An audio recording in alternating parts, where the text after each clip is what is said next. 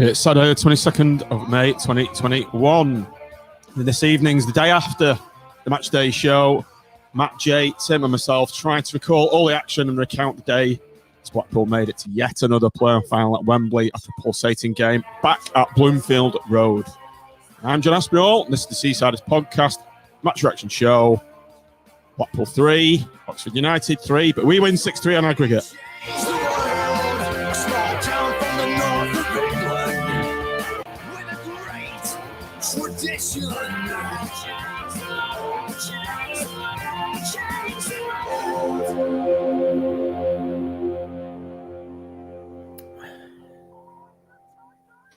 Oh, last minute, Matt.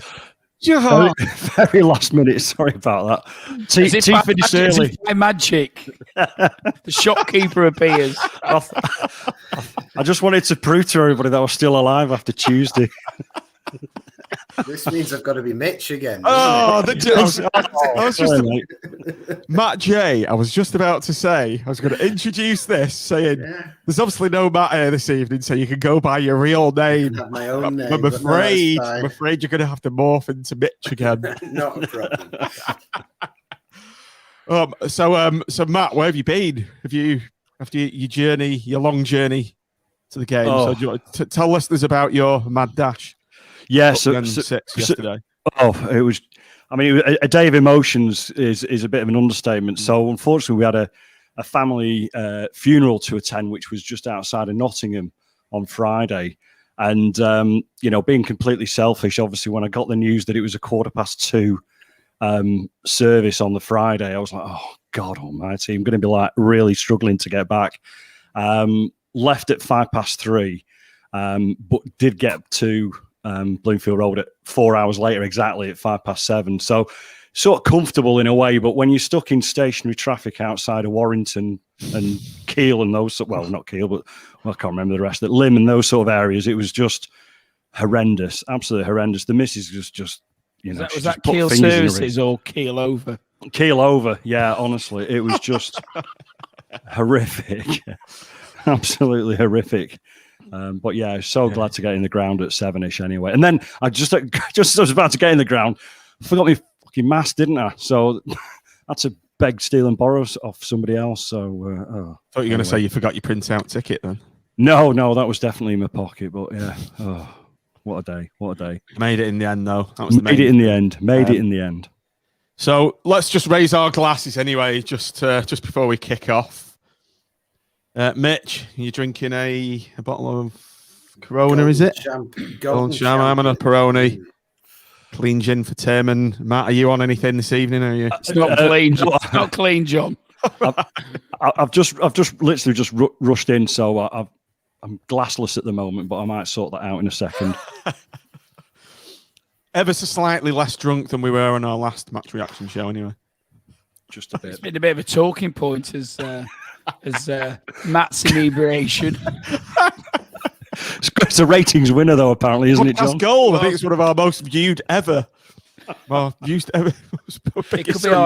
could be our USP. How pissed can we get before we go on the show? Yeah. A recipe for success. It's quality. I love it. I haven't listened back, actually, because I've got to listen back because I have no idea what I said at all. You really do need to listen back. Someone on Twitter, was it Twitter, Tim, or was it WhatsApp, said that Tim's really funny today. I know, and I did the link from Goodfellas. Funny how? Funny how? That was a mate of mine. That was a mate of mine when I was on the podcast. He said, "Oh, you're on the podcast." I said, "Yeah." He said, "Oh, is that Tim Fielding? He's a really funny bloke." That was what it was. You should have said funny how. He amuse you. I just felt sorry for Tom on that last part. I thought he said an award. He said, "I felt like your dad's. I felt like I was all your dad." I spoke to my sister today, and she said to me, "I was actually surprised that you held it together reasonably well, considering you've been drinking since 2 PM." So she gave me a tick of approval anyway.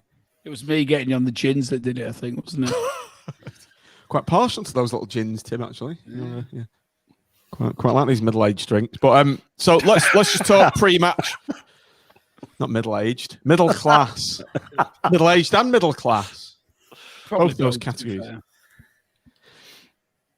So obviously, we're going about the game beforehand. So let's just talk about our experiences going into Bloomfield Road and what we experienced before we start proceedings this evening. So Tim, tell us about what you did before the game, who you went with, where you went, and your kind of emotions as you stepped through the ground the first time in God knows how long.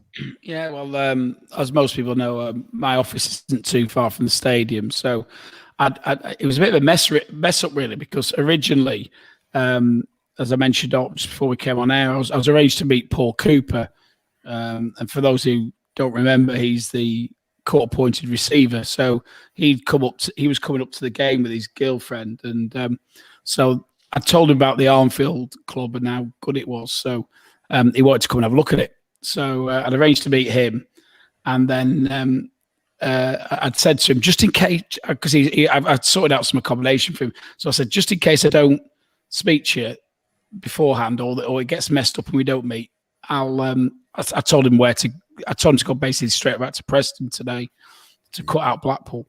So anyway, he came back to me about an hour before kickoff, saying prophetically, your text was right.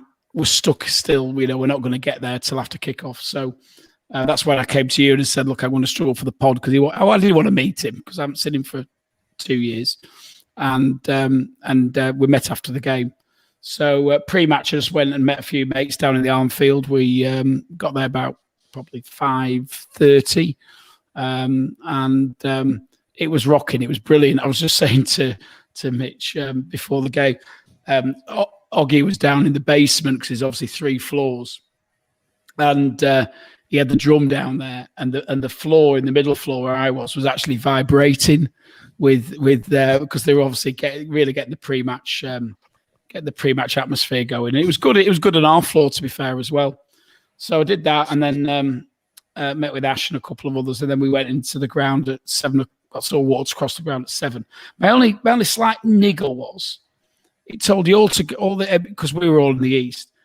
If you're in the east, it told you to go to the south entrance, and there's like 3 or 4 entrances to the east there. They opened one, and the queue was snaking all the way down. Past the Seafarers bar, as it was, and he's a funny guy, that Tim, isn't he? And up at the north end, actually, I went to the north end in error because I was right in that northeast corner, so I assumed I'd be going in there. Get there, there's like nobody waiting to go in. They said, "Oh no, you've got to go back down that end." So I go back down the other end, and it's massive queue. Anyway, we ended up we managed to persuade them to let us in at the north end in the end, but.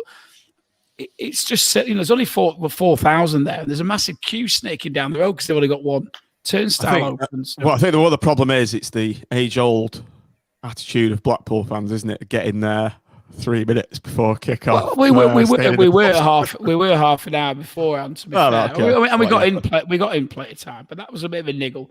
But apart from that, actually, I found obviously going in the east is a bit weird anyway because it's not where we used to go in, but.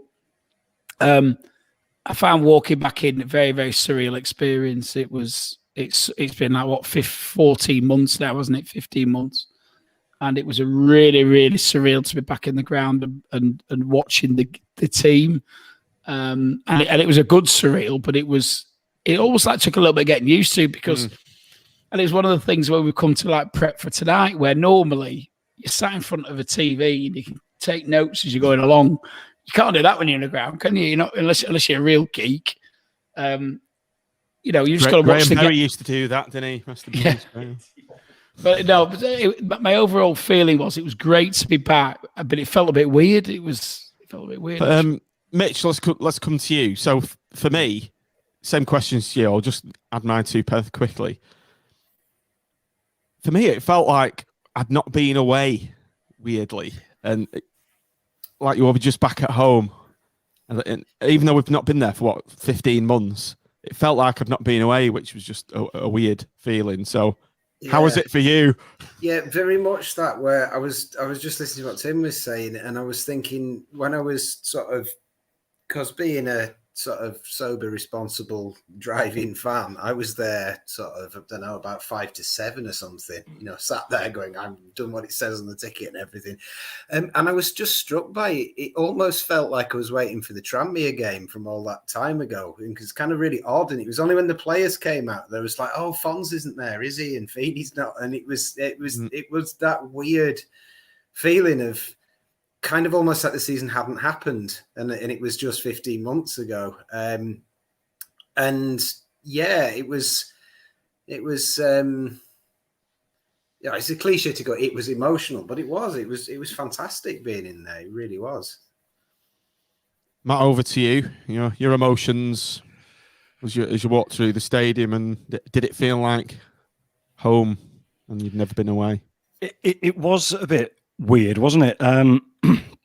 Despite my sort of hecticness and panic and all the rest of it, but I did get there, as I mentioned, at just after 7 o'clock. So I was toying with the idea of going for a beer somewhere, but I just thought, no, I'm just going to go in the ground and just try and reconnect, really, and sort of soak it up at the same time. And I'm glad I did. So I had a good probably 20, 25 minutes before anybody that any of my mates sort of turned up and what have you. And it was just nice to do that, really. It was sort of like a bit sort of almost a moment of reflection in a sort of a poetic way, I guess, really. Just trying to soak it all back in and appreciate what I've missed. But equally, it was very weird because it was obviously it's one game that we've gone to this season, and it's one game away from Wembley, and it's just bizarre, isn't it?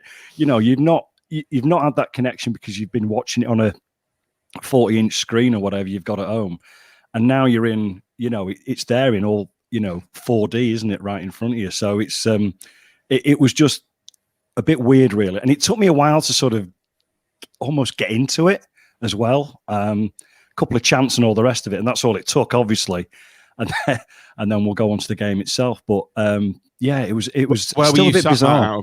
Out of interest. I was in the east as well. I did see Tim. He was sort of you're in the furthest block on the east side towards the north, weren't you?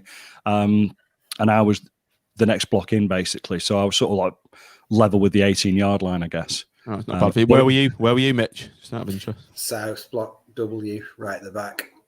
Block W. Right. I was in the southwest. I was in the family stand, so the view wasn't too bad. So viewers, just leave us your comments in the chat. Just tell us how you felt when you come in. I'd just be interested to read a few there. Sean just said it was like an out-of-body experience, sitting down and taking in the goal reactions. You realise how mental it is all when you're not part of it. And bloody hell, did we feel like part of it yesterday? The other thing I forgot to mention that actually really sort of stood out for me was how good the pitch looked. Bearing in mind, I think it tipped it down the night before, hadn't it? And it was like 31 millimeters of rain the night before because is it Paul, isn't it, the groundsman had put like one of those little vials out that record how much rain's fallen, and they obviously tipped it down during the day again. So there's all sorts of suggestions, is there good, I was in rumors that there might be a pitch inspection, and you think the worst, don't you? But then you turn up and see the pitch and how good, obviously they've done that work, didn't they, after the problems they had earlier on in the year. How good the pitch looked, and very, very impressed with that, I have to say.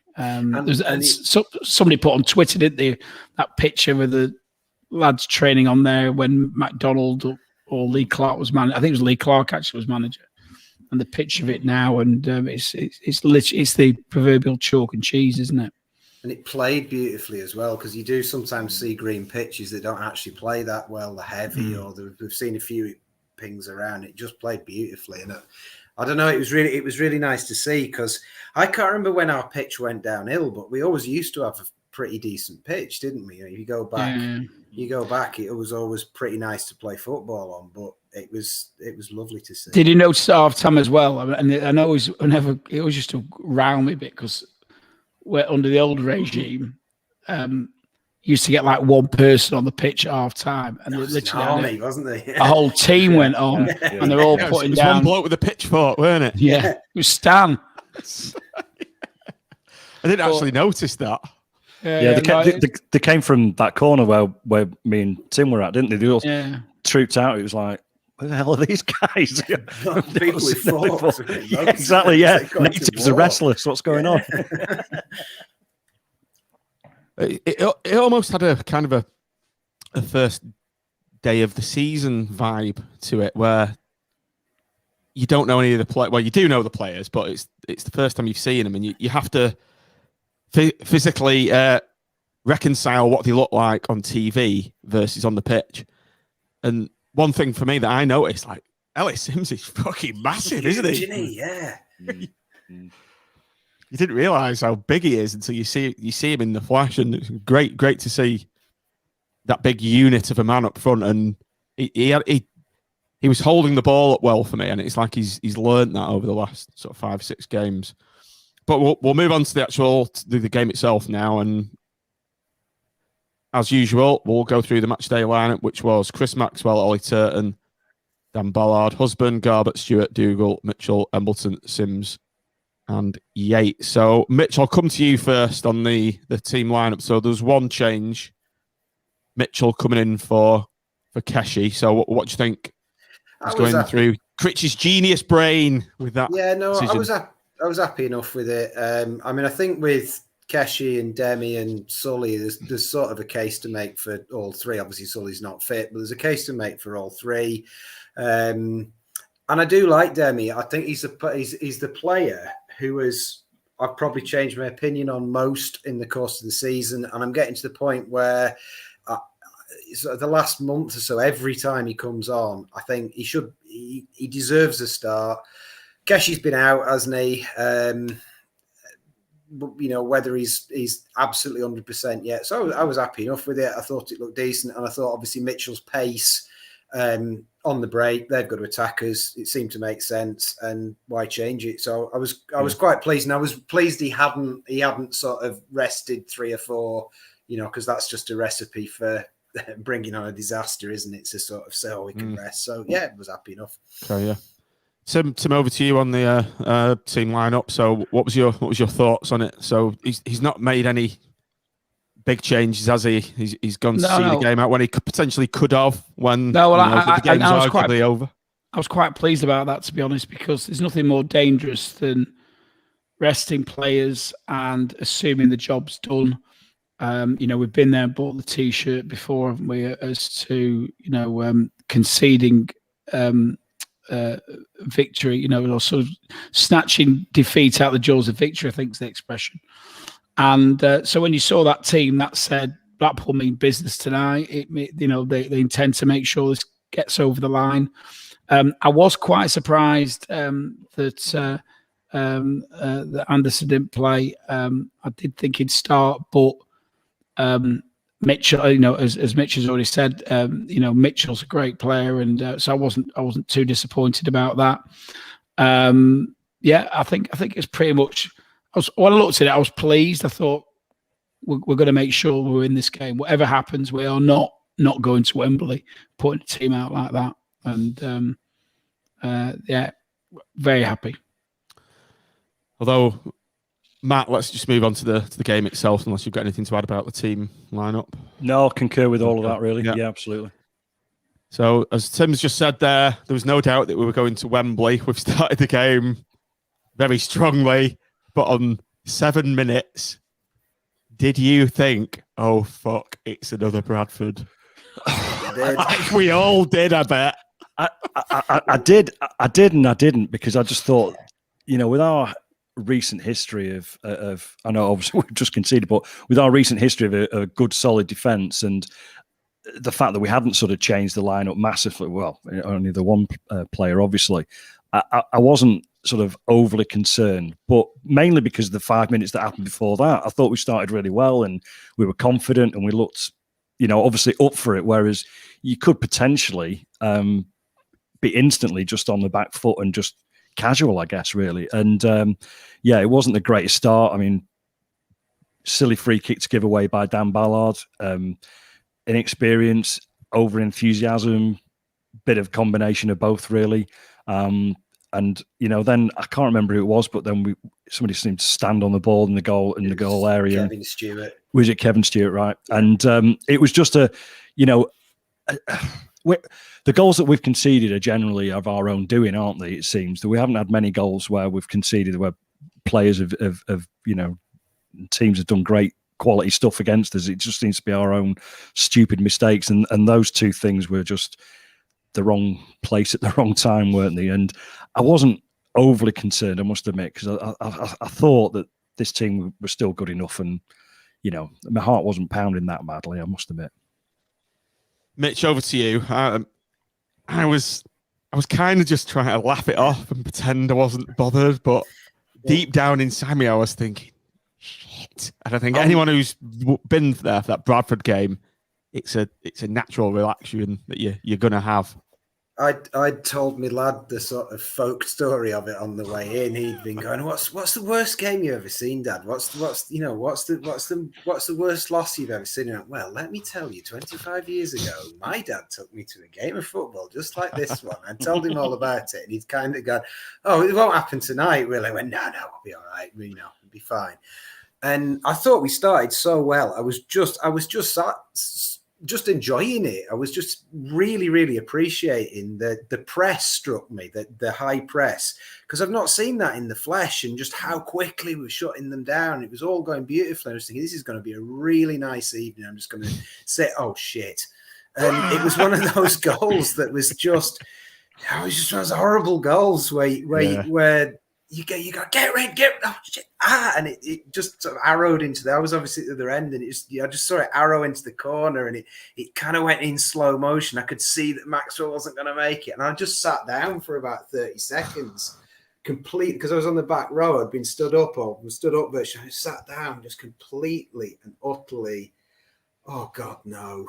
And then I got up, and it was clear that it was clear pretty quickly that we weren't gonna take it laying down. We weren't going to fall apart. But yeah, I saw what you put on Twitter the other night or last night, and I thought, yeah, I was exactly the same. Here we go. Matt, over to you. I said to the chap I sit with, well, we both said before the game, let's just not concede an early goal. Yeah, I mean, we all wanted obviously to score in the first 7 minutes ourselves, and then it was, get the cigars out and just relax, wasn't it? But we don't do anything that simply at Blackpool, do we? It's just not in our makeup. But like I said, I wasn't overly concerned, because I think this team are made of sterner stuff, aren't they? So whilst it was obviously a blow, and the first thing I noticed was obviously 4,000 people went instantly quiet. And you obviously just heard 25 voices or whatever from Oxford. It was weird, wasn't it? Yeah, you're right. It was weird, and I guess that sort of maybe helps us in terms of how quickly we responded, because normally you do get however many 100 or 1,000 or whatever away fans, chanting and singing and all that, and there wasn't that to sort of back them up. So that was a bit sort of different as well, wasn't it? I think also in a way, when you look at the whole thing, because it was such a good night, in a way it sort of made the game, because I've been thinking on the way in, it was like what we were saying about before the match and the atmosphere. I was thinking, I really just want a game of football. I almost don't want a playoff semi-final. I want a game of football. I just want to be there and have a game of football. And it 3-0 up, the atmosphere was good beforehand, but it didn't really have that edge. It was celebrating. Well, like a carnival. Really edge. Yeah. And then we went 1-0 down. Then it became a proper game of football. Yeah, you got that silence, and then suddenly, everyone's up, and it means something again. And that's a great point. It almost made it. The other point to make actually is, I thought it was actually a great goal by Taylor. When the ball comes in, I actually thought it was an excellent finish by him. I didn't actually miss the bit about Stewart standing on the ball, because I knew he'd come across. I'd seen an Oxford player, I think it was Raffles, who got a sort of head to it. I didn't realise that there'd been any issue over Stewart standing on the ball, but I just thought Taylor's finish was class, to be fair, as well. Didn't give much of a chance for Maxwell, did he? He just seemed to get stuck under him. It was like he couldn't get it away. I don't know if he stood on it or he just... Yeah, and I agree with the comment that's gone up. I've never been a massive Stewart fan, but I thought he was superb tonight. Yeah, I think but once you see him in the flesh, you think he's one of those players, isn't he, that you don't really realise how good he is until you see him in the flesh. But Paul Scholes was like that for me. Yeah, I think for me, both what was outstanding about Stewart was both he and Kenny Dougall. The tackling is quite ferocious, isn't it? I thought, that. They just never gave. I mean, they've never given teams much of a chance in the midfield all the way through the last sort of 2 or 3 months, obviously. But I thought last night when you see it in the flesh, it's just a totally different sort of appreciation of their skills, isn't it? And I thought Stewart was really good last night, and I mean, it was just one of those things that he just didn't seem to sort of clear it for whatever reason. But other than that, and I agree about Taylor, by the way, Tim. I think he is a canny bugger, isn't he? He's not physically the biggest centre forward in League One, but you could see that he was just sort of leaning in all the time against Ballard and Husband, and I mean, you can see why he scored close to 20 goals himself this season. Good player. Tim, just coming to you on the goal there, comment from Sean coming in. Can you imagine September form after that goal? We would have crumbled, and it showed how far mentally they've come, or we've come, Sean. And that's a good point, though, isn't it? Because previously in games, as soon as we went behind, you knew that was it. We're not coming back. As it happened, and Critchley mentioned this, actually. I just before we came on tonight, I was watching his post-match observations, and one of the things he spoke about was the attitude of his team and the way in which they have they've almost like developed a habit of hitting back after they concede, which is a great habit to acquire, isn't it? I think he mentioned Peterborough and he mentioned Hull, and I think he feels he's got players in there with a character that they don't now. And I think this is to be compared and contrasted with the start of the season, who don't buckle, who don't fold when they concede a goal. They actually have the opposite effect. It almost like brings an extra steel out of them. And I think we saw that, didn't we? So we're going to go on to speak about what happens immediately afterwards. But we've got some characters out there, haven't you? If you look all the way through the team now, we've spoken about Stewart and Dougall, and I think everybody knows what I think about Dougall, how good he is. But in the defence, Husband and Ballard as a young player, all he seems to want to do is to defend the best he can. And then you've got obviously Yatesy up front, and all the way around the team. I think we've got winners and leaders, and it's fantastic to see. Well, we've got that thing, Tim, that we've got all those players you mentioned, and then you can see everybody else is playing like that as well, because it's now become not negotiable. I thought, like Mitchell, for example, he was snapping into everything, and that's because of the players around him. And there's nobody that doesn't have that spirit now, and I think it was really, really striking. Come to me at the wrong time. I've got a bit of ice in my mouth. I'll just crunch that really annoyingly. Well, I stopped because I thought it was going on, but I should just carry on, shouldn't I? Yeah. Why have you got ice with beer? Well, I've finished the beer and now I'm on a Matt-style rum and coke. I was going to say, I hope you're on some sort of chasers there, John. You're letting the sign down. Well, I didn't drink at all yesterday at the game, so no. Well, I was obviously up for it. I was obviously sober, and that's well. That sounds like I've really got a problem, but that's probably the first time for a long time, quite frankly. What's Blackpool sober? Well, the amount of time we've been out away from the stadium, if people have been on the piss twice in a week, all credit to you. Lap it up while you can. Right, so, Tim, we've gone behind, but we've come right back at them. And the equalised was kind of inevitable for me. So we've had Kevin Stewart having a shot that's gone out for a corner. Jerry Yates has gone through on goal, put him offside, and we went right on the front foot straight afterwards. And as I said, it was almost inevitable that we equalised. And Elliot Embleton, with as I described him with the previous pod, he's quite powder puff. when he's shouting. I think he's heard that and given me the big middle finger like that. Dan, and in the chat has just said it looked like conceding the goal made us angry that Oxford had scored, and I think that's probably a fair assessment, and sort of links into what I was saying before about Critchley's comments. And obviously we've gone right at him again, and then Embleton's picked it up on the left, and he actually had an option, I think, to play it out to Garbett, didn't he? And I was screaming, "You greedy bastard! Play him in!" And he cuts inside, and then actually, although he had more players in front of him, but it reminded me very much of Keegan Parker's goal in 2007 against Yeovil, and it was just the curl on that ball was just exquisite, and I chuckle all the more because you could hear. Obviously, quite a few Sunderland fans were watching the game, and they'd have been cursing and swearing, weren't they, about the fact that one of their players was doing it for one of the other four in the playoffs. And given the result today at Lincoln, where they've beaten him, he could have been the difference. Well, it turns out they also had Mitchell on trial and didn't take up an option on him or didn't pursue it. And so I went on there when I got back and couldn't sleep last night when I got back from the Armfield. I went through their thread and their match day thread, and they were cursing that they hadn't signed Mitchell and that Embleton had been allowed to go out on loan. And to be fair, Embleton he goes hot and cold sometimes, doesn't he? But wow, to score a goal like that and to be there and see it and get quite a decent view of it as well from down our end, wasn't it, Matt? Yeah, it was. Was fantastic, and what a retort to going 1-0 down.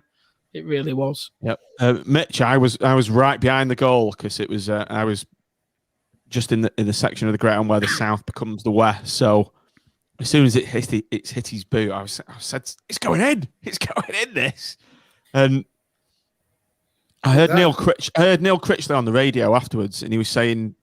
He was obviously singing Embleton's praises, and he was saying he's one of the most two-footed players that I've ever worked with. And he said he can shift it on his right or left. He can take corners with his left and right. And it was the fact that he's put. I'd say it was probably better than Keegan Parker's goal because Embleton's got 2 or 3 players pretty close on him, and he's had to sell them dummies, which he's done with ease, hasn't he? And just knocked it in the corner. Oh, what a strike! Oh, it was superb. I agree. I think he had a bit more to do than Keegan did. Yeah. And there was a little shuffle in it as well because I was straight in line with where he set off from. And I'd seen Garbett going, and I'd done that thing that you do, when you helpfully point to the players as if they're going to follow you, in the stand. And I pointed out to Garbett, and then for some reason he'd ignored me. And I saw him go inside, and I just thought, oh, he's just going to run into traffic. And there was just this little shuffle in there. Yeah. Really, really quick feet, this little shuffle. And then it just pinged, didn't it? It was beautiful, beautiful, beautiful goal. And I think that was the moment, going back to the opening, about what was the moment when it felt like you're really back. It was that goal. It was the cathartic moment, the release. And it was just went mental. It was brilliant. I'd forgotten how good it was to go mental to a goal because you don't on your couch, do you? You sort of, no, but you don't really. And it was just beautiful. Matt, what were your thoughts when that went in from your vantage point? Yeah, and it was a vantage point, as Tim says. We were literally right behind it, so it was like that, like delayed reaction. We're just waiting for the net to bulge, aren't you? Because it just seemed to almost take an age to go past the goalkeeper's left arm. But you could instantly know that it was on target. So it was just, it was just a great goal, wasn't it? I can't add anything than the other guys have said already, really. And it was that moment, I think, when, all hell sort of broke loose in terms of celebratory, and certain COVID things might have just slipped out of the window for a little bit. And it was, we're not just back, but we're looking like we're back at Wembley as well at the same time, and that was just where we wanted to be. And it was like a boxer, wasn't it? We just had a bit of a clip round our own jaw, and then we've just probably instantly landed the knockout punch, hadn't we? So it's brilliant. Listen, John, I'm just going to get me power cable before I disappear, so I better do that. So carry on, mate. As you were, gentlemen. Tim, Matt's just mentioned there the heavyweight or the boxer coming in, getting angry and giving his opponent a clip. But I think the knockout blow did come, 2 minutes later when Kenny Dougall's knocked one in. We've not criticised, but we just thought maybe just the way to improve his game is to bring more goals into it, and he's popped up with a vital one. Corners coming from. Yeah, I was going to say I can't remember who put the corner because it doesn't show on the replay. It was Embleton. Was it Embleton? Embleton. So he got an assist, and every credit. It was a decent. Hang on a minute. What a recovery and what's that word? Contorting of the body. Contortion that Dan Ballard did to get. Well, I was just about to mention that. I was going to say, obviously the corner comes in. It went a bit long, to be honest, didn't it? It went ideally where you'd want the corner to come, and Dan Ballard does the acrobatics. It's the only way to describe it, of throwing himself at the ball and in some way angling his header. Net almost. He angled his header to bring it, not just keep it in play, but bring it back at an angle back into the 6-yard box, or just outside the 6-yard box. And then Dougall, again, quite acrobatically as well, almost like does a sort of half volley. And he had a few players around him as well. There's quite a few players challenging him. And finds the back of the net. So all in all, it looked good, and it was a great goal, decent corner, acrobatic header, and then a half volley finish from Dougall, who's not known for his for being prolific, is he? So as we say, we've been critical of the fact the midfield hadn't chipped in with the goals, and it's great to see when they do. Is Embleton classed as midfielder then? Would you put him in the midfield? More of an attacker, really. It's like waiting for a bus. But Mitch, those Bradford feelings were taken out there and thrown in the bin when that went in for me. I was just rubbing my hands, thinking, I can relax now. Like the proverbial cigar, as it were. Absolutely. No, it was lovely. It was very similar to Dougall's other goal, wasn't it? I just think he's only got one other one. I can't remember. It was an away game, and he sort of hooked one in from about 10 yards then, didn't he? Or one ironically, against Oxford, I think. Was it Oxford? Yeah, so. Yes, good knowledge. You're right, it was. Yeah. Must have been a sober moment. and I'm sure somebody else has done this, but I've done a little screen grab on Twitter of Ballard just as he heads it back, and there's 2 frames that I did, and one's him running with the defender, and then it's kind of the next frame I kept pausing it, and it's amazing when you look at it. He's moved about, I don't know, about 4 foot more than the defender has who's with him, but it looks like he stretched about 2 of those feet as well. It's almost like, like... He almost looks horizontal to me, like he was almost like diving forward. But normally when you're diving forward, you head it straight, don't you? He's dived forward and then headed it back. Yeah, it's like bizarre. When cats stretch and you just suddenly go, where did the rest of that cat come from? And they look about twice the size. It's like that in midair. Speaking of cats, just look over to my right shoulder there. You'll move my webcam a bit.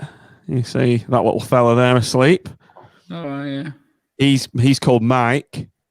And if you can see, just for the benefit of the audio, the camera's now pointing at my ginger cat asleep in his basket. He's called Mike. And he's named after the one and only one club legend that is Mike Davis. Just as an aside. And my dog is lying in his bed here. And he's called Ollie. I wonder why. Just on a feline...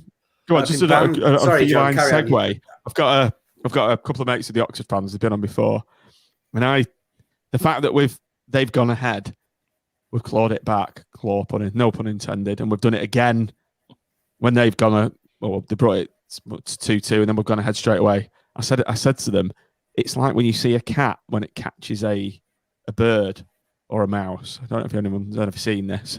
Cat owners might know this. They'll half kill it, and they'll let it sort of escape.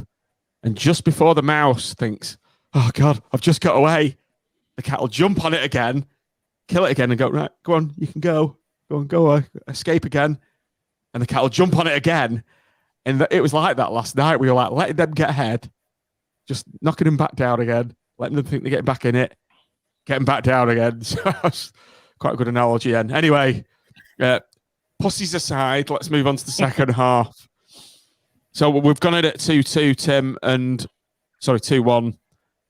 Dan Ballard doesn't come out for the second half. What do you think the mastermind Neil Critchley was thinking with that? Well, actually, I can quote the mastermind himself because being the consummate researcher that I am, I watched, as I said before, I watched Critchley's interview, and he actually said he'd had, I think about 30 minutes in, he said he felt a bit of a twinge in his groin, and at half time it started to tighten up a bit.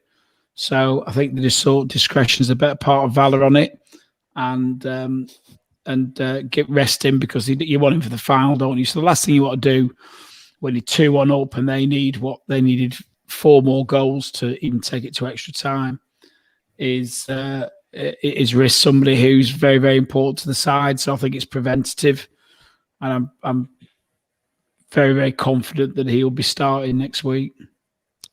Mitch, over to you. Big Marv's come on, and I did notice a couple of occasions when he just looks a bit rusty to me. And there was one occasion when he let the ball bounce rather than meeting it and just clearing it. I thought he really needs a bit more game time to get up to his usual standard. Yeah, I agree. And I think that became, I can't think of what the word is, it became a bit catching in the defence. I thought Maxwell was more hesitant in the second half. And we just looked a little bit shaky with him there. So, yeah, no, he didn't look quite at the races, which is understandable because he hasn't started a game in God knows how long, has he? I mean, he's had a few sub-appearances, but he hasn't started for ages, has he? No, he's coming as a sub, hasn't he? So, Matt, as Mitch has just said, we did really shaky, didn't we, at the back once our Colossus at the back went off. Yeah, and obviously Marvin hasn't played for so many times as Mitch has just said, and he's going to take a little bit of time to get into it. And unfortunately, with Oxford having to push forward as they obviously continually did, he wasn't going to just have the opportunity to ease into it, unfortunately. So he was instantly involved in everything that Oxford threw forward at him. And from what I can tell, I mean, we were a little bit further away from our goal mouth in the second half. He seemed to do okay, really. I mean, there was probably 1 or 2 instances which were difficult to say in terms of the goals that we conceded, who was, if we're going to lay any blame anywhere particularly. But I don't remember him necessarily having a massive sort of involvement, but maybe somebody can put me right on that one. It's difficult to see. I don't think he was Ellie directly. Sims, really. Yeah, he wasn't directly culpable for the goals, but I think the difference with Ballard and Ekpiteta is Ballard. What I noticed about Ballard was how aggressive he is as a centre half. He comes out and deals with it. And what Marvin seems to do is he's such a good last ditch tackler, but he's not stepping out the defence. Yeah. And I think we were kind of a bit more passive defensively with him in there, and that through the rest of the more reactive than proactive, isn't it? I think that's a better way. Yeah, spot on, Mitch. There was that one occasion when he did recover for an earlier error, and he's very good at doing that, as recovering from things he perhaps should have dealt with. So it's great to see. I think where someone's just put Phil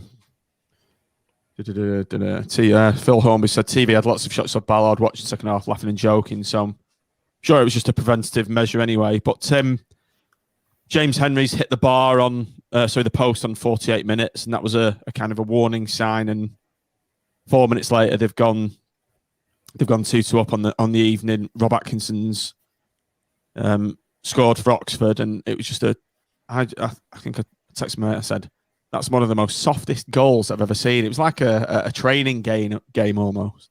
Yeah, well, the ball came in from the right, didn't it? And I mean, equally, I think he headed it. Just sticking up for our defence a little bit. I think he actually headed it quite well. He headed it right back and right to the far corner. It was the fact that it was a completely free header, wasn't it? Yeah, it was a free header. Mate. It was quite a soft header, but it was an accurate header. And he basically sent the ball back, as all good players do. They send, when you're heading a ball, you send it back the way it came, and so it's coming from the right, and he sent it right back, right to the corner. And I think you've got to give it again. I think you've got to give them a little bit of credit that it was a good goal. But we should have. He had a free header. The issue we've got is that it was a free header, and it should never have been a free header, should it?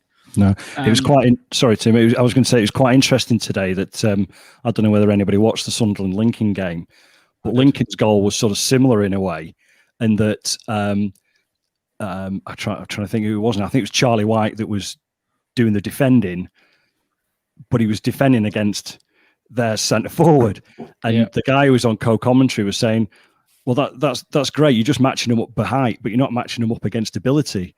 Yeah. Which I think is probably the same situation that we had last night. I.e., Ellie Sims is a big lad, but he's not a centre half, is he? So he's not going to win, headers all the time. He's going to drift off and think like an attacker instead of a centre half, and maybe that's just something that we can learn from going into the final game of the season, perhaps. So, Mitch, the score's 5-2 on aggregate.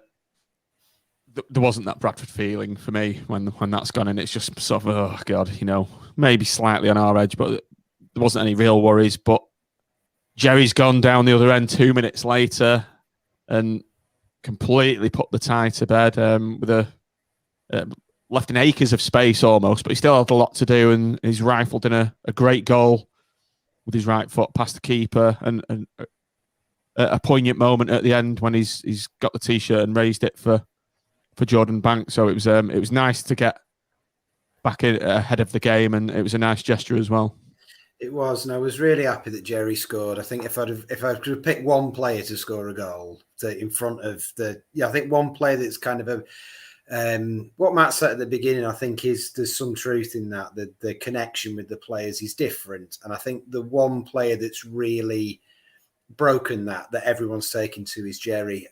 So I was really pleased to see him get it. And again, it was really good work from Mitchell. Set it up wide on the right. Sort of, it was from where I was, it looked like I thought Sims was going to glance it. Came to Jerry, lovely control, and then just when he's at his best, I always call him the sniper because he's just deadly. And it was beautiful. Took it down, far corner, and again, it was a lovely moment with the t-shirt. I mean, you've already said that. It was a lovely moment. The bit before kickoff was really moving, and this might sound sentimental or whatever, but I sort of, in that minute before kickoff, I just sort of, my lad was next to me, and I just kind of reached down and kind of like ruffled his head and kind of had a little minute there thinking it was, it was really lovely. And to be fair, you probably said this on the pod the other week. No, you wouldn't have done it. It was who came out in Clifton Rangers shirts. One of the playoff teams did, didn't they? Who was it? Who's the? Oh, it was Lincoln, wasn't it? It was Lincoln. It was, yeah. You see that? Yeah. Was it really? Yeah, they came and they all came out in Clifton Rangers shirts with 7 on the back, and I thought that was a really beautiful touch as well. Yeah. And that whole thing, it was. Yeah, it was. It was moving. It was moving. It was very moving, and yeah. Matt, great to see Jerry get back on the score sheet. I don't think he's had a bit of a drought, hasn't he, last few games, and it's great that as Mitch said, he's got that goal and he can take confidence now going into the final. Yeah, I did actually say to the guys around me, I said that I hope that Jerry. I think I might have said he needs a goal. Because obviously, goal scorers thrive on scoring goals and confidence that it brings. And going into a final, you do want your goal scorer who scored 20-odd goals to just have that extra bit of belief that might make the difference next Sunday, isn't it? So I was thrilled that he scored. Obviously, he just, at that particular point, sort of put the sort of cherry on the cake, wasn't it? And it was a really good finish and a confident finish. And that's the thing with Yates. I think he seems to have a couple of games of no goals, but then he takes his chance like he's just been scoring 5 goals a game. It's just natural to him, isn't it? And it was great to see. Absolutely fantastic. Tim, over to you now. 55 minutes, not long after. Can I go back before you do that? Go on, yeah. I just want to mention one player who we didn't get mentioned that build-up, and that was Ellie Sims, who I thought did an absolute. It was exquisite. His ball out to Mitchell. He then gets himself in the box, But if you watch it back again and watch the way he plays Mitchell in, it's just I wanted to note it because, listen, I've been one person who's had a bit of a dig at Sims sometimes, and he's come on leaps and bounds, not just in front of goal. And yes, he didn't quite connect with it, and as it happened, it went to Yates, but he set up that goal, and it wouldn't have happened without that ball. And I just wanted to mention that. And you just have done, and I have. As I was saying, the foul from Matty Taylor on Chris Maxwell, for me, I had a really good view of it, and he's done something to Ballard, hasn't he, in the first half, and he really could have taken Chris Maxwell out of the final with that challenge. It was an absolute disgrace for me. Now, I'm going to hand over because I didn't really see it, but I know some of you did. Mitch. Go on, Mitch. Well, it was that. This is where I really knew I was at a game where thankfully I didn't, but I sort of went all red-faced and angry, and I could feel myself wanting to run down the steps because the ref just completely bottled it. I was, thankfully I didn't get home and find myself as a Twitter meme of it, like an angry ball boy. It was a horrible challenge, and Maxwell did what he always does. Can you think of a single time this year where he's been caught with the ball at his feet ever? I couldn't think of a single game where he's been caught out. The only time when he was struggling was when Thornley absolutely smashed the back pass to him, but he still dealt with that. If you remember, he really drilled a heavy back pass to him. But no, I can't. Yeah, and he took it in. He sort of little shimmy, set himself, and I could see their lad coming at him, and he cleared it, and it was a good clearance. He kept it in play. That's the other thing. He doesn't just clear it; he clears it to somebody. And the bloke just carried on going, sort of lifted his feet straight through him, and he just went down straight away. He went down, and I lost it. People in the South Stand were turning around looking at me because I was calling the referee a bottling. I think I called him a shite ass, pathetic bottling twat. I think I dropped a C-bomb at that point. Yeah, as well. Yeah. Absolutely. In the family stand. Yeah. And it was, and the ref sort of looked at it and then sort of half-heartedly gave me yellow. And I was raging. I was absolutely raging. Because he booked Maxwell for arguing about an offside in the first half. And he'd been so much quicker on that. Maxwell had gone out as the captain, saying, sort of contesting a decision, which if anyone's got the right, the captain has got the right to talk about a decision. And he'd gone straight to his pocket, marched over to him like some jumped up deputy head, and don't you argue with me, and sort of half-heartedly waved a yellow at the guy who he could have. I mean, he didn't book him immediately, did he? No. He was like, I was like, is he even going to book him? Is he even going to book him? And then Max was down for ages, wasn't he? And then their lad wanders over about a minute and a half later and sort of half-heartedly goes, didn't mean it. Yeah. And they all carried on. And the ref wound me up. I'm not one to really moan about refs that much. Sometimes you get a bad ref. It is what it is. Refs are what they are. But he wound me up because he seemed more bothered about players kind of doing what they were told than actually protecting players from injury. And Oxford seemed to, in we'll get to it, but they seemed to sort of, once it was like last 20 minutes, they seemed to give up and just think, oh, well, we'll kick him a bit. Right. They were dirty bastards, I thought. They were. And they were worse. They were worse when the game had gone, because it almost looked like they were petulantly trying to think, well, if we can't beat you, we'll take one of you out the final. Yeah. And he did nothing to protect us. No. I was going to say that a couple of people have commented on it already, and there was, I noticed it at the time, it was a bit of a sneaky one, but there was, for me, there was a potential red card in the first half against Taylor on Ballard, where he basically just put his studs on his Achilles.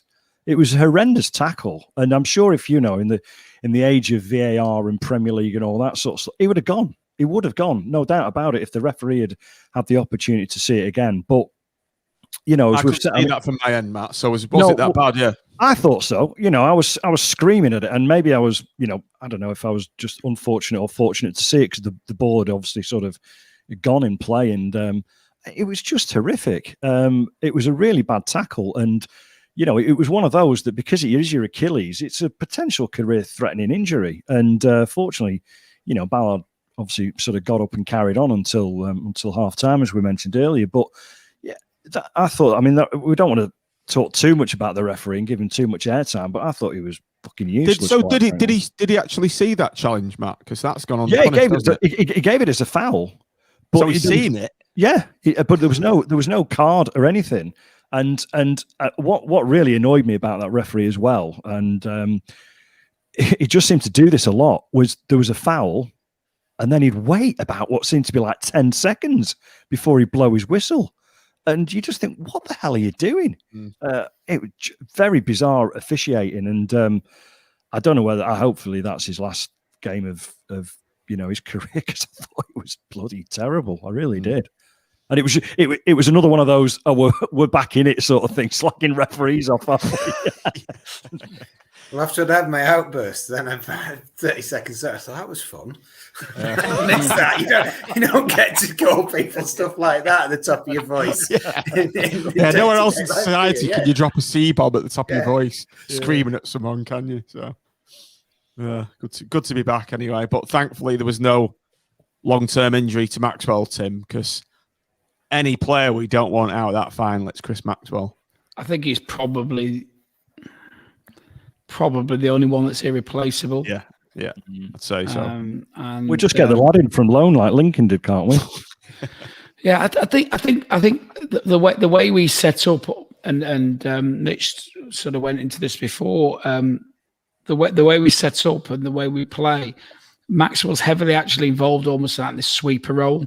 Yeah. And I think we saw when Stuart Moore played, didn't we, that it was different, wasn't it? It was the way we played out from the back changed significantly on the basis of which goalkeeper was in nets. And the last thing we want at this stage of the season is I think he's almost like a little bit of a talisman, as well as captain, he's a little bit of a talisman for us.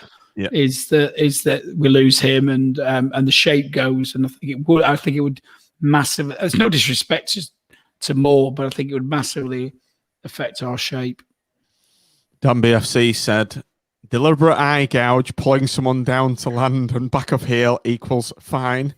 Question and offside, yellow card, instant. And that sums that ref up to me. He was a little man, and he had little attitudes towards booking their players. So if you think that Taylor's done that in the first half, and to do what he's done against Maxwell, it was two horrific challenges, both one after the other, and he's still on the pitch. So let's hope we don't get him ever again. So let's hope we've got the crap referee out of the way for the semi-final. And thankfully, we've all come through unscathed. Right, Mitch, 72 minutes, triple substitution. Keshi, Jordan Gabriel, and Gary Goals came on for Elliot Embleton, Dimitri Mitchell, and Ellie Sims. It's affected our shape a bit, and Oxford have scored with Shadipo 2 minutes later.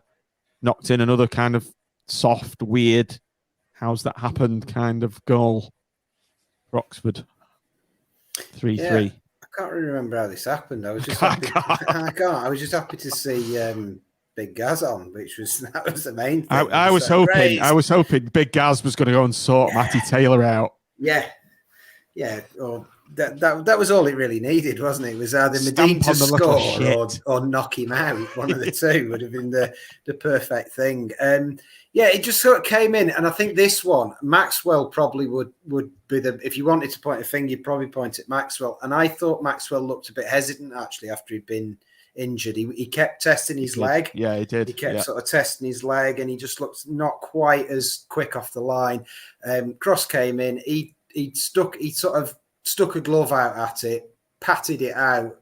I think somebody had to go at clearing it, but it didn't get cleared, and they just stuck it in. And but I felt like by that stage, it was kind of like the bloke next to me said, "Oh, it's not over this one. It's not over this one." And I will. Yeah. I think for about 30 seconds, I considered the possibility that they might, So if they get one more, then was his name Jonathan Fielding by any chance? I don't know, but merchants. No, but yeah, it was one of them. And then I think we just closed it down, didn't we? Really, I thought we were a bit weak letting the cross in the first place. Garbutt didn't make much of an effort on it, and I don't know who was behind it, but whoever it was, probably because they were concerned about giving a penalty, I was stuck their hands up to say I'm not tackling him. So I don't think we defended it particularly well on the way in, but it's one of them, isn't it? He scored it on the Maxwell's made a sort of a reaction save, and then the guy's got it on the rebound. Yeah, I think also I was going to say in the players' minds with whatever it was about 10 minutes to go or something when they scored. I'm not entirely sure. 74 minutes. 74, I can tell exactly, Matt, because I had 28-1, 3-2 Blackpool. And I'd agreed to cash out because it was a half. Oh, right. I would agreed to cash out on 75 minutes, and they scored on 73 and a half minutes. I shouldn't laugh, but I will. With Tim's Bond gadgets in his kitchen, he doesn't need the money. What I was going to say was that I'm sure it's in the players' minds as well. With 15 minutes to go, knowing they've got a 3-goal advantage. Don't get injured. Just don't get injured. Just go through the motions, for want of a better expression, and maybe that's what they were a little bit guilty of with that third goal, particularly. And it was it was one of those. Well, in fact, all goals when you looked at those three from last night, they were a bit crap in their own individual way, weren't they? Really, but very untypical of what we've been doing as a collective defensive unit. So hopefully, it's just out of the way. I don't think the stage that this game was in, it was like an anomaly, wasn't it? It was not a real game. The game's gone, and we've got a different defence on. So these things tend to happen. Owen was clearly the guy who was directly behind me, encouraging me to cash out. Oh, right. Owen. And it was actually Owen. It was up to 100. Wasn't the Owen, was it, Tim? Yeah, it was 150. I told you to cash out 2 minutes ago. 2 minutes ago. It was £115 just before it went in. But anyway, thanks, Owen, for your reminding me. You could have had 60 or 90 quid, Tim. Owen's telling you. That would have paid for your seat. The thing is, it was 260 if it got to the end of the game. So I didn't. I thought it was going to be another goal, but I thought I'll hang out for 75. Big mistake. He said you're welcome. Ha ha ha. It's not on the notes that I'm looking at, but who remembers when Oxford should have? They kind of had a really great chance not long after that, and if they'd put that in, was it Shiripo again, and it was Maxwell, a great save. I've misrepresented the fella next to me. It was then that he went, "Oh, it's not over now. It's not over this one." So if that had gone in, you can sort of understand his mindset. Because that had been 6-4 then. Yeah, because it was the same again, wasn't it? It was kind of a loopy cross. Yeah. And we just didn't deal with it. And I think they had a shot from about 6 yards at the far post. And I think it was Jimmy blocked it out. And that was the moment where I went, oh, shit, no, let's not go down this road. And then I think after that, we were fine. 6-4, there'd been about 12 minutes to go. And I've seen us 3-0 up against Gillingham once, and with 15 minutes to go, and it ended up 3-3. Yeah. So it's not beyond the realms of possibility, is it? And Oxford, to be fair, they didn't give up, did they? And it'd been quite easy for a team to give up, and they were very good going forward. Yeah, testament, I suppose, to them in a way. They just sort of showed the professionalism, didn't they, really? They just kept going at it and doing what they could. So fair play to them for doing that. But, you hope as an Oxford fan, you can sort of take some consolation from that they just didn't sort of, capitulate and just give up entirely. I think, if I remember rightly, there was only possibly one real sort of chance opportunity when we were like 3-on-2. I think Anderson had the ball on the left, where God knows where their right back had gone to at that particular point. Whereas normally in the in these sort of games, you just see like one poor defender against 4 attackers or something. But fair play to them, they kept their sort of shape and just kept going at it. And but it was obviously all over, wasn't it? So it was quite a nice, relaxing end to the evening, really.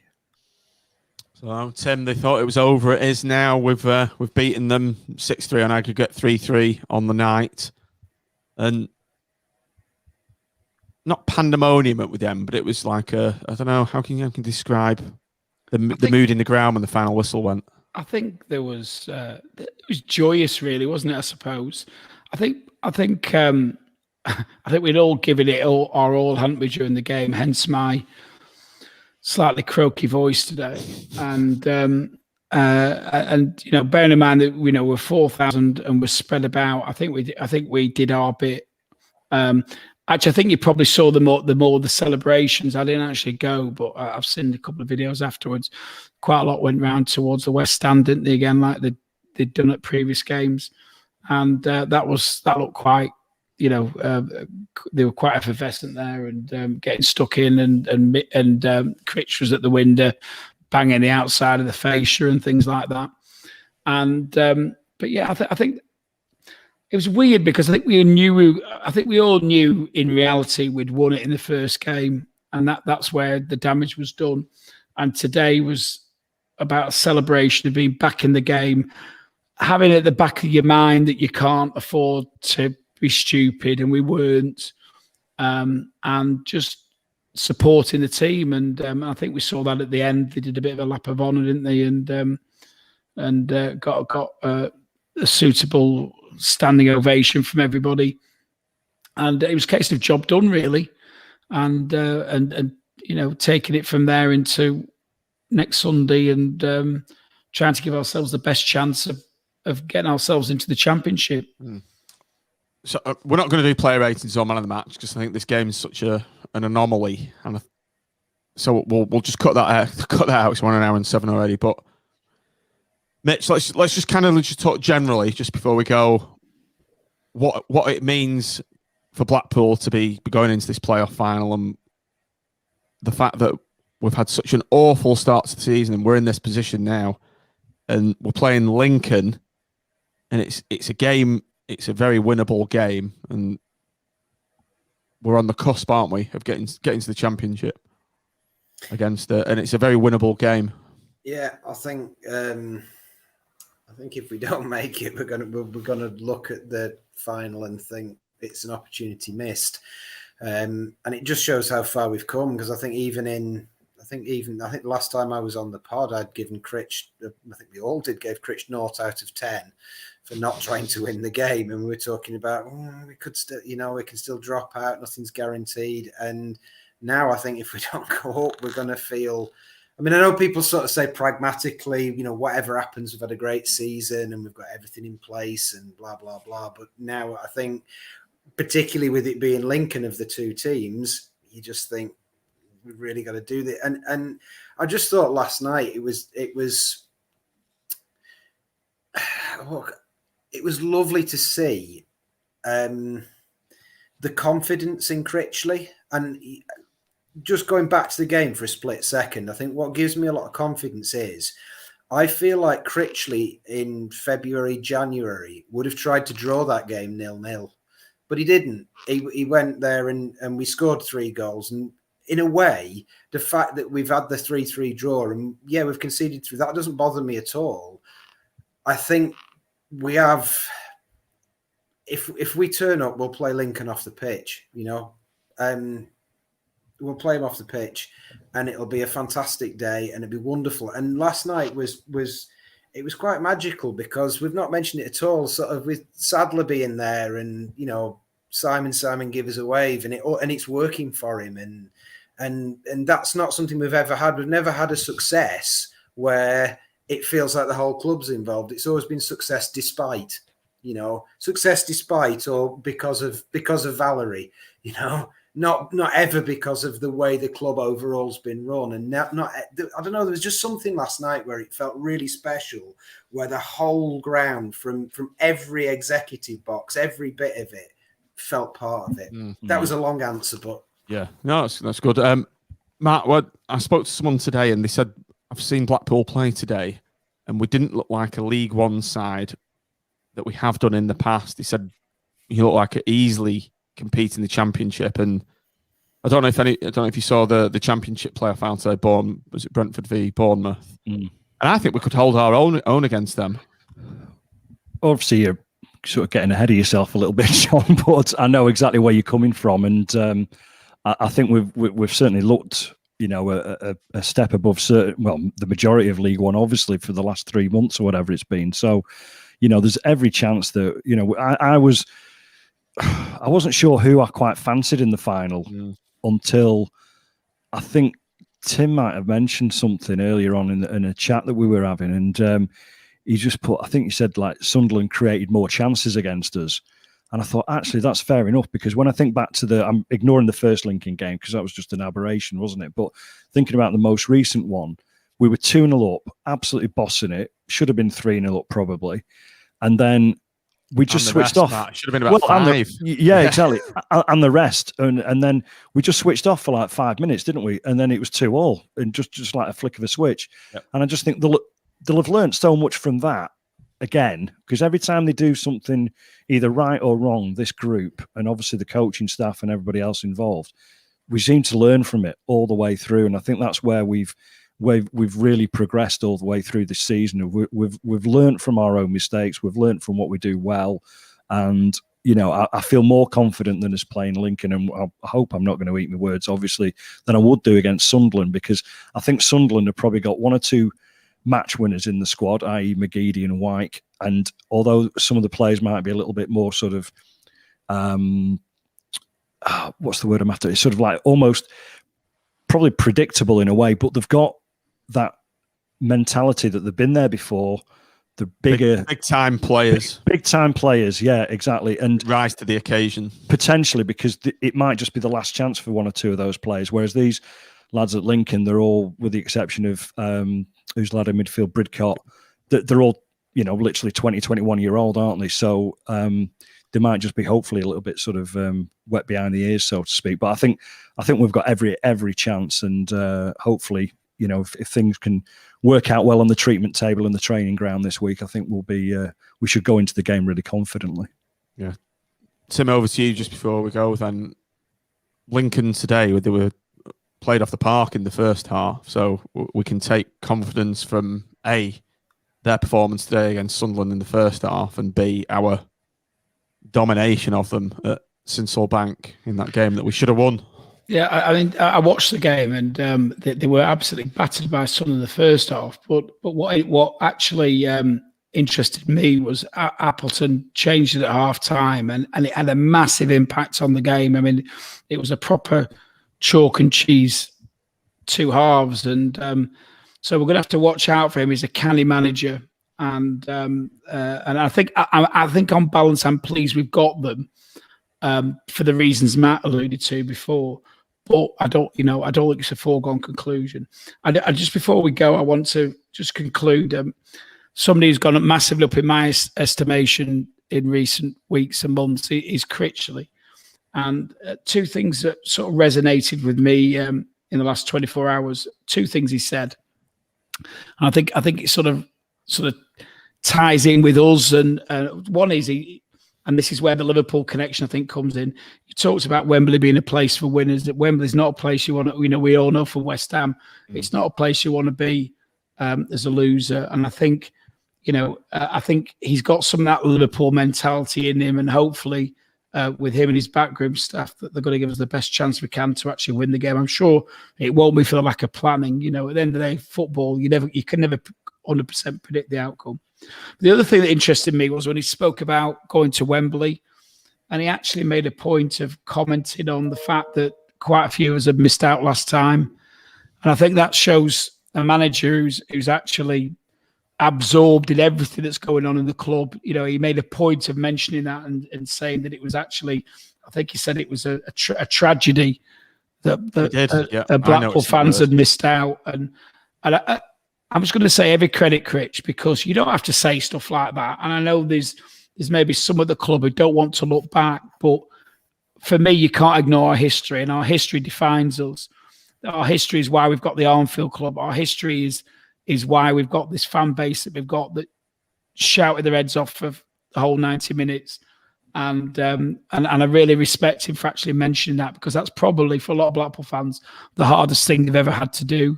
And hopefully all those who did miss out last time will be there next Sunday. So I just wanted to mention that. Yeah, or will they though? There's a few rumours going around as well, isn't there, about this Indian variant and what impact that's going to have. So hopefully as many as possible will get there.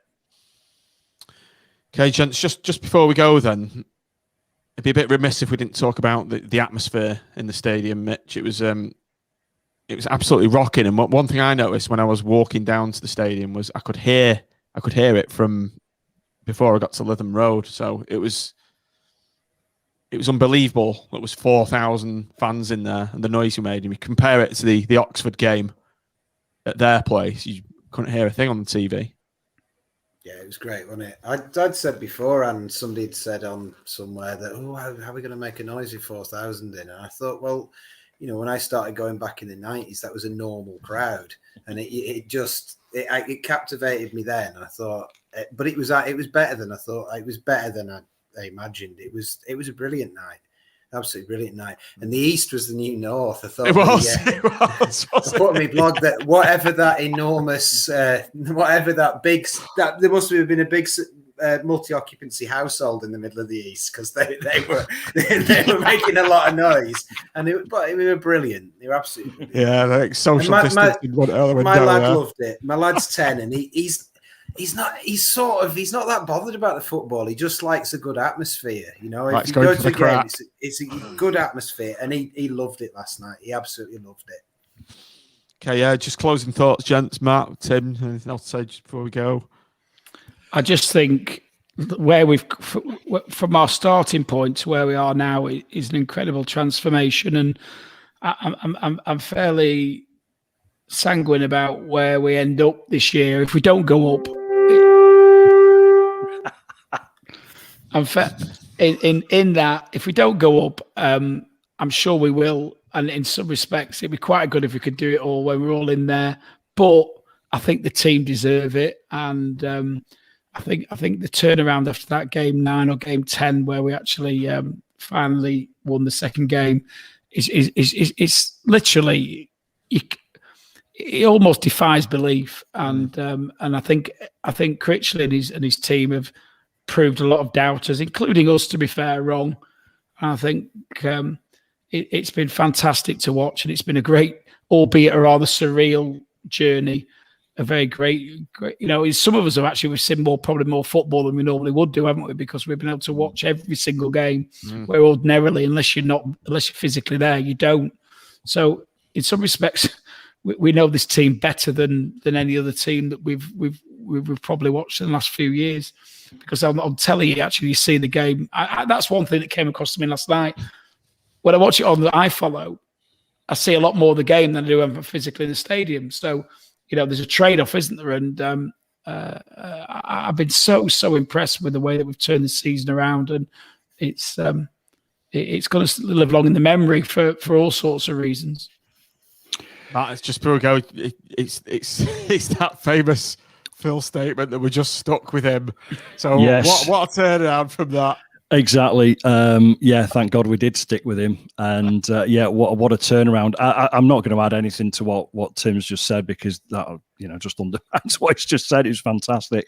What I will say though is that, and I mentioned it to you guys on the chat that we have for the podcast, is that I was coming out of the ground last night, and it was outside the West, and this guy stopped me, and he recognised us from this, and he just basically wanted to sort of like have a little chat, and he said that he'd suffered from COVID and long COVID. A guy called Mark, really nice fella, and he just said it was help of us lot on the podcast, and that goes with everybody, Sam, Tom, Nick, etc., and it was just really warming to hear. I mean, a day of emotions, and then I did say to him, I said, Christ, you're going to make me cry now, because this was just, he said it just helped him get through the long COVID that he had, and I know it's been a difficult year for everybody, and it was just really nice to know that despite our pissed ramblings, we've made a small difference in some way, which is great. Absolutely fantastic.